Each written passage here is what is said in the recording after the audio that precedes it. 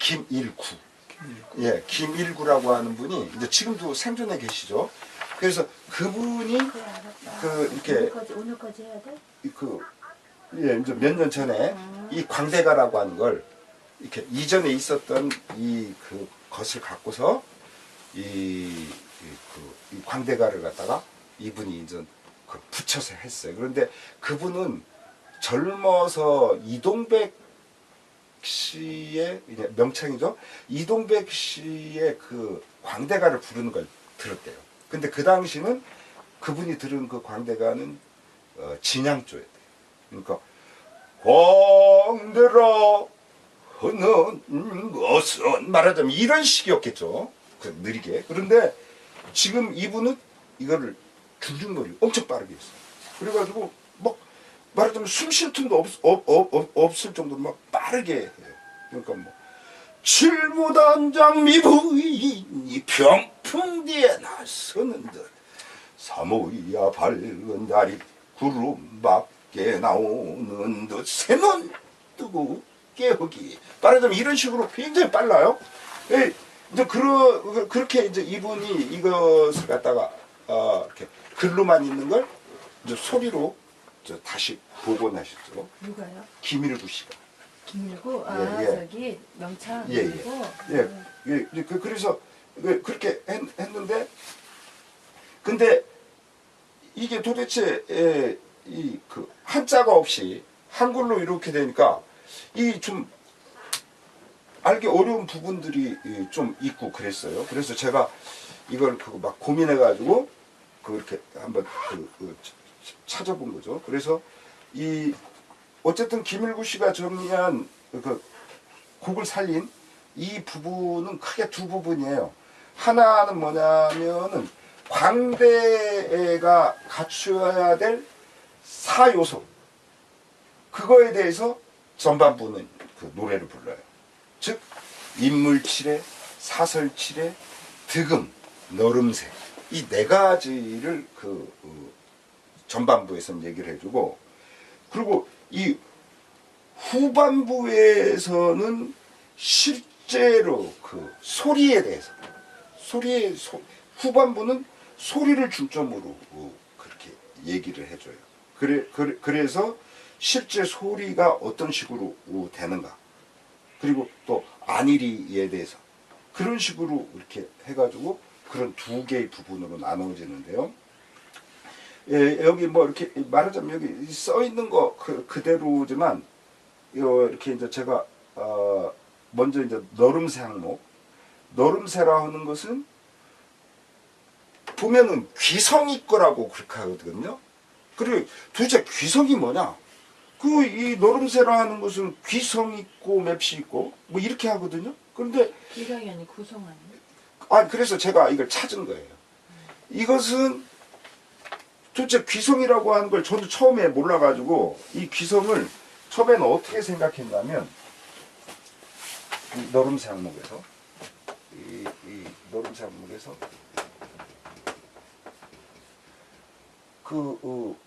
이 귀성을 처음에는 제가 그냥 이제 소리니까 당연히 귀한 소리라고 생각했어요.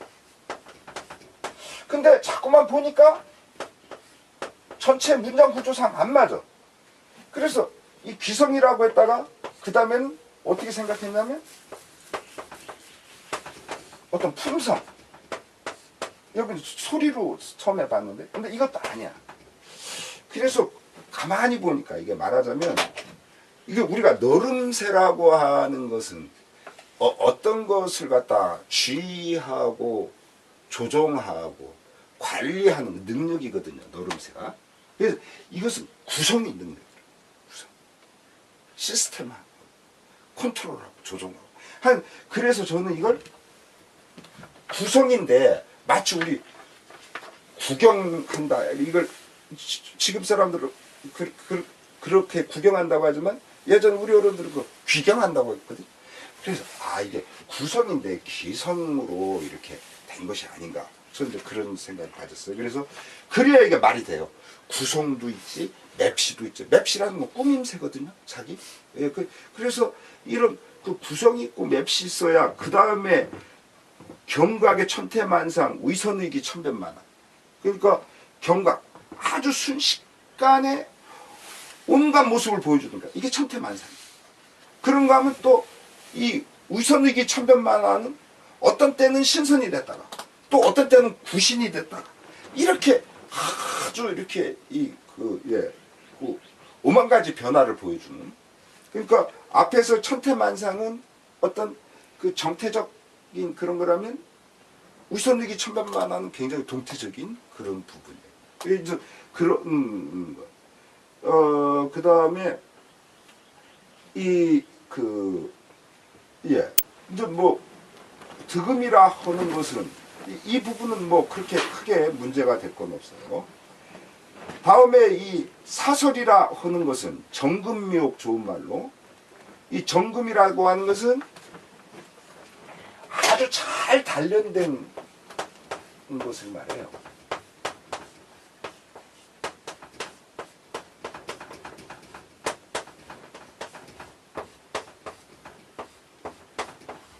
그러니까 그 새는 새인데 아주 많이 단련해놓은 새. 우리가 그래서 그런 걸 엑기스, 정수 뭐 이렇게 말하거든요. 에센셜. 바로 그런 그 에센셜한 그리고 미옥.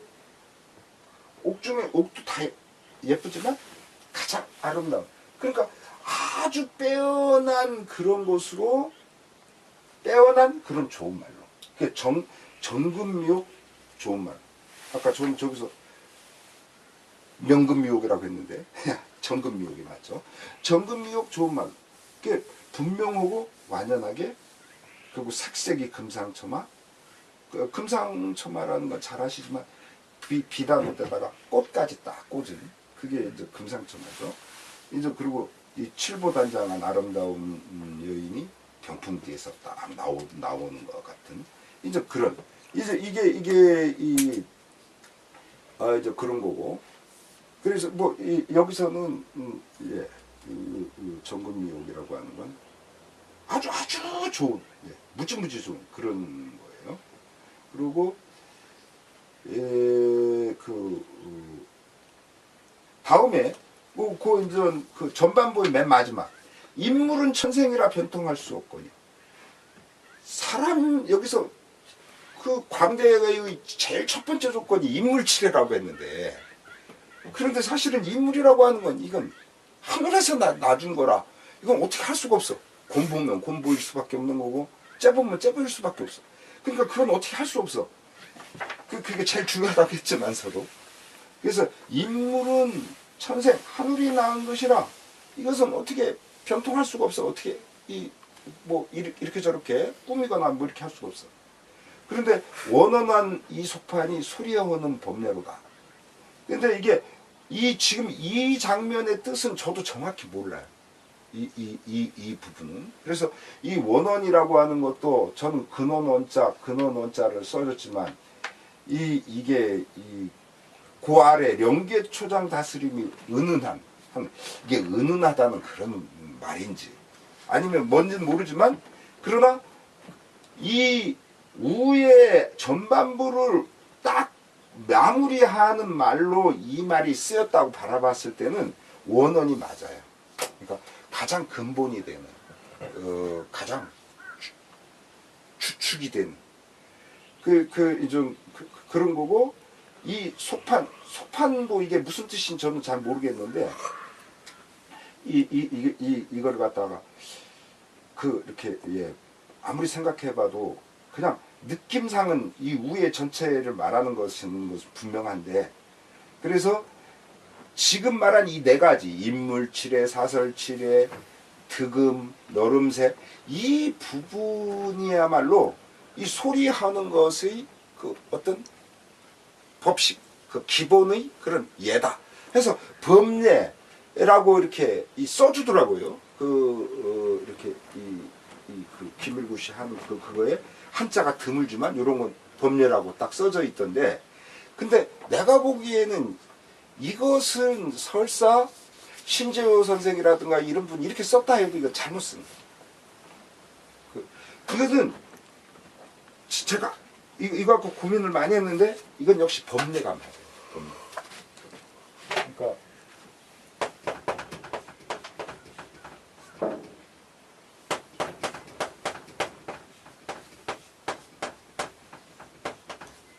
법례라는 건요, 이거는 바꿔놓은 거랑 같아요. 예법이에요. 그러니까 이 인물치레, 사설치레, 득음, 너름새야말로 그것이야말로 예법이다. 이런 거죠. 그 소리도 득음도 못한 녀석이 막 소리를 한다든가 이러면 참 듣기가 곤란하죠. 아까 제가 부른 거 여러분들이 듣기 참 괴로웠듯이 말하자면 이게 예법이라는 거죠. 그래야 이게 맞아요. 이걸 스스로 예라고 했을 때는, 법예라고 했을 때는요, 이거는 스스로를 너무 낮추는 말이에요. 그러한 것이 그냥 몇 가지 예다 말하자면 이런 식으로 돼서 이게 좀 흐려져요. 이거. 그러니까 느낌이 얘는 요 정도. 예. 그래서 요 정도. 그리고 잘 먼저 제가 처음 해야 되는데, 광대라 하는 것은 제일은 인물치레, 둘째는 사설치레. 그러고서 김일구씨 어떻게 부르냐면 그지차 득음이요 그지차 너름새. 근데 이거는 한글도 아니고 한자도 아니고 그래요. 그래서 저는 이걸 한자 원래대로 돌려놨어요. 기지차예요. 그래서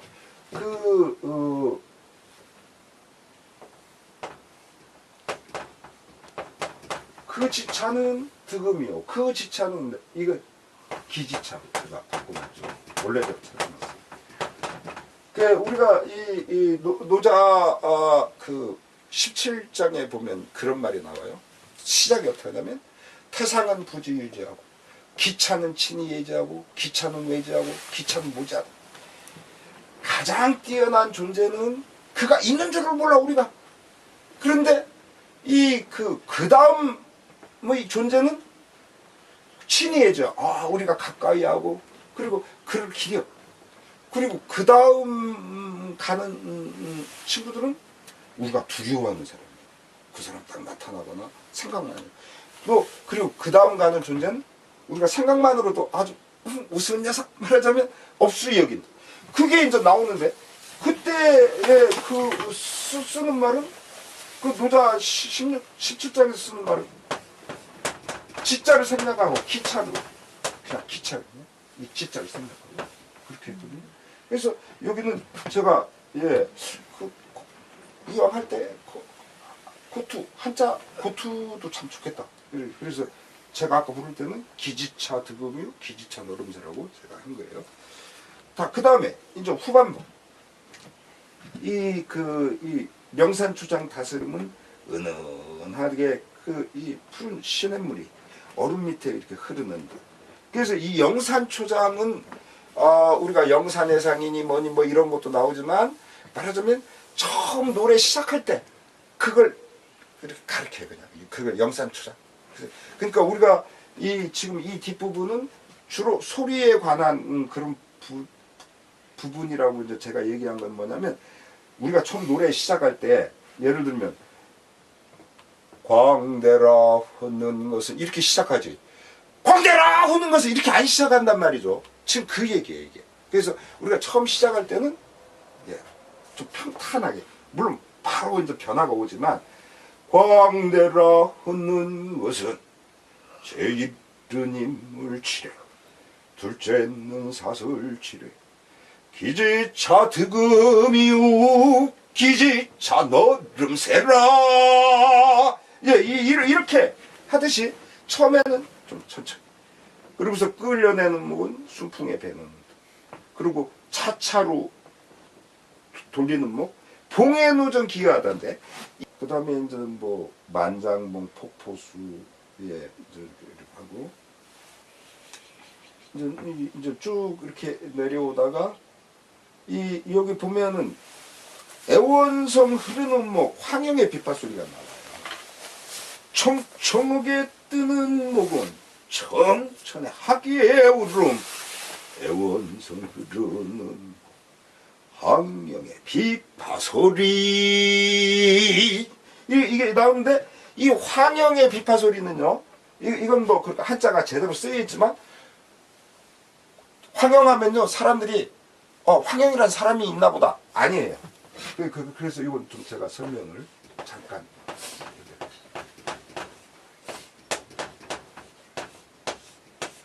황영은요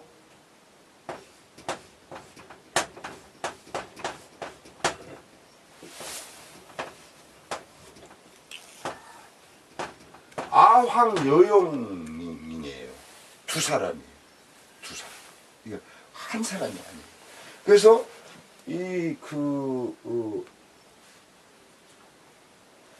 아황여영은 누구냐면요 순임금의 부인이에요. 그러니까 요임금의 따님.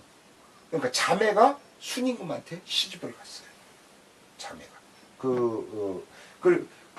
그런데 그래서 이분들은 뭐로 유명하냐면 소상반죽으로 유명한 분이에요.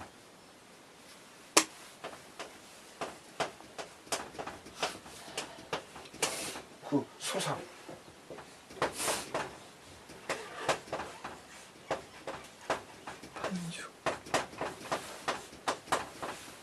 그래서 이 수술하게 보는 이 상강의 그 알록달록한 대나무. 이게 뭐냐면요. 순임금이 딱 돌아가셨을 때 아황여영이 너무너무 슬퍼해가지고요. 그랬다는 거죠. 자기 이 난군 이렇게 죽었을 때. 그래가지고 그분들이 흘린 눈물이 이렇게 그 대나무에 떨어져가지고 그 대나무가 알록달록하게 변했다. 그게 유명한 소상반죽이라고 해서 그래서 아황여영은 영왕이라고 거꾸로 부르기도 해요. 그러니까 여영아황이라고도 해요. 네, 그래서 영왕, 항영 두 사람이에요. 이거는 그래서 여기가 이 슬픔을 가리킬 때 그렇게 이제 말하는 거고요. 그리고 그 다음에 이거는 확실히 틀렸어요. 이거 김일구 시인이 다른 사람도 이거 다 틀렸는데요. 왜냐면 이건 확실한 정보가 있기 때문에. 병력이 부딪히듯 음아질타 호령소리 지금 그렇게 부르고 있어요. 근데 그렇게 부르면 안 돼요. 병력이 부딪히듯 아무질타 호령소리 이렇게 나가야 돼. 그러니까 이거는 전거가 있어요. 아무질타 어디서 보셨어요, 선생님? 항우가 유방에 대해서 항우를 까는 말을 할 때 한신이 한 소리예요. 한신이 대장군으로 딱 임명되고 나서 그대는 나에게 어떤 것을 줄 수 있어 이렇게 얘기했을 때 그때 항우에 대해서 말하자면 비판하는 말을 하는 동안에 항우가 아무질타면 천군만 막 꼼짝 못한다는 거예요. 거기에서 이 아무질타가 나와요. 이 아무질타. 근데 지금 사람들이 쓰는 음아질타는요 벙어리 아자를 써요. 그럼 말이 안 돼요. 이게 암호질타라고 해야 돼요.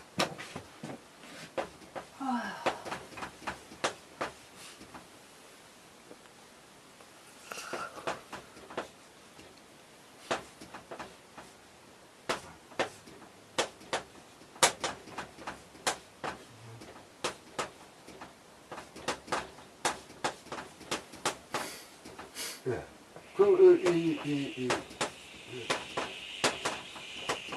이렇게 해야 돼요. 부르짖어, 꾸짖어, 싫다. 참. 부르짖어, 성내어, 꾸짖는 거예요. 그게 항우가 그렇다는 거죠. 항우가 아무절을 하면 만인이 꼼짝을 못해. 거기서 나온 말이에요. 그래서 이거는 음아질타 아니에요. 음아질타 하면은 이거를 갖다가 벙어리 아자로 써놓으면 이게 어떻게 하자는 거예요. 벙어리 아자로 쓰는 거. 이거는 틀려도 이건 너무 틀려서 이건 분명해요. 이건 아주 벙어리 아자 쓰면 안 돼. 벙어리 어떻게 소리를 질러? 그 보통 소리도 못 내는 게 벙어리인데. 벙어리를 욕하는 거죠, 이거는. 그러니까 이거는 암호질타예요. 그래서 제가 이렇게 암호질타 이렇게 했고요. 그 다음에